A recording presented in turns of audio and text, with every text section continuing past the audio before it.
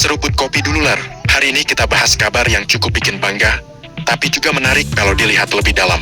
Pesawat Airbus A400M RTT kedua milik Indonesia akhirnya sukses menjalani maiden flight alias terbang perdana di fasilitas Airbus San Pablo, Sevilla, Spanyol.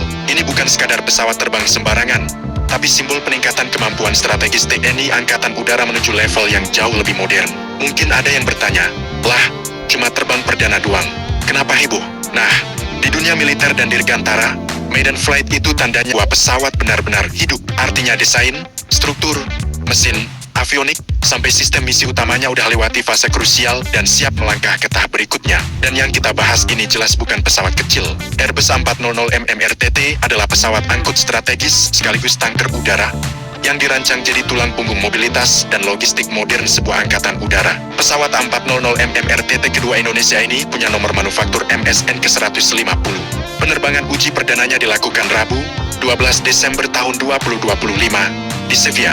Pesawat lepas landas sekitar jam 11 lewat 45 menit waktu setempat dan mendarat aman sekitar jam 16 lewat 45 menit, hampir 5 jam di udara, durasi yang cukup panjang buat maiden flight. Selama penerbangan, kru uji Airbus mengevaluasi banyak parameter penting, performa mesin turboprop, stabilitas terbang, respons kontrol, sistem avionik, sampai sistem bahan bakar dan kelistrikan. Semua pengujian ini jadi fondasi sebelum pesawat dinyatakan siap masuk tahap sertifikasi dan akhirnya diserahkan ke Indonesia. Uji terbang ini dilakukan oleh kru berpengalaman dari Airbus, bukan sembarang pilot, karena tugas mereka nggak cuma menerbangkan, tapi mencari potensi masalah sejak awal biar pesawatnya aman dan andal. Krunya antara lain Kapten Pilot Jameson Taylor, Flight Officer Julian Castro, Flight Test Engineer Javier Moreno, Loadmaster Juan Carlos Rojo, dan Test Flight Engineer Jose Carlos Chaete. Yang menarik, Indonesia nggak cuma nunggu hasil akhir.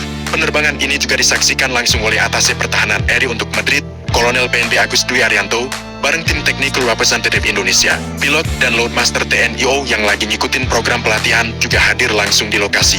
Artinya jelaskan, Indonesia bukan sekadar pembeli, kita ikut mengawasi, belajar, dan memahami pesawat ini sejak tahap awal. Ini penting buat transfer pengetahuan, kesiapan sumber daya manusia, dan kemandirian operasional nanti. Nah, sekarang kita bicara sedikit soal pesawatnya. Airbus A400M adalah pesawat angkut strategis kelas berat yang bisa mengangkut pasukan, kendaraan tempur, dan logistik dalam jumlah besar.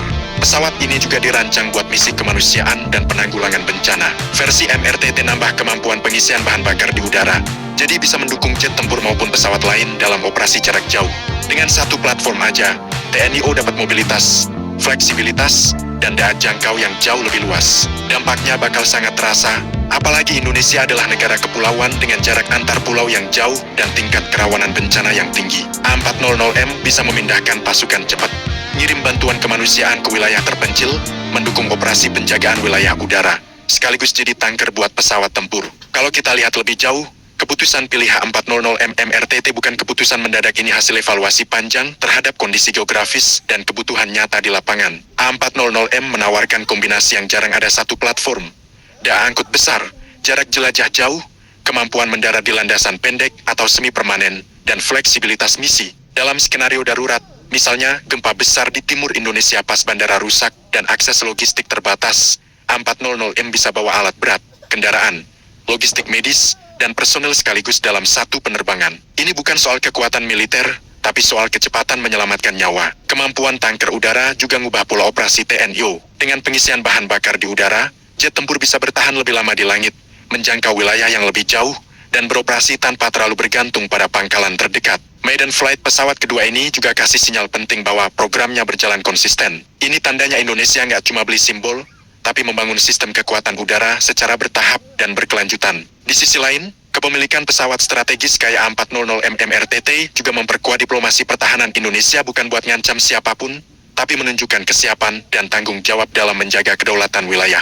Tapi dari hati ke hati, kita harus ingat bersama, pesawat militer dan senjata secanggih apapun pada akhirnya cuma alat. Kedamaian gak lahir dari kekuatan semata, tapi dari dialog, niat baik, dan saling menghormati. Kalau disalahgunakan, alat-alat ini malah bisa merusak perdamaian itu sendiri. Idealnya, A400M ini dipakai buat menjaga stabilitas, bantu misi kemanusiaan, evakuasi warga negara, dan mendukung misi perdamaian. Disitulah kekuatan berubah jadi sesuatu yang benar-benar humanis. Jadi, terbang perdana A400M RTT kedua Indonesia ini memang langkah kecil di udara, tapi langkah besar bagi kesiapan nasional. kita boleh bangga, tapi tetap rendah hati. Semoga kekuatan ini jadi pelindung, bukan ancaman. Menjaga, bukan menghancurkan. Karena pada akhirnya, kedamaian tetap yang utama. Jangan lupa subscribe, like, dan komen di bawah sambil ngopi.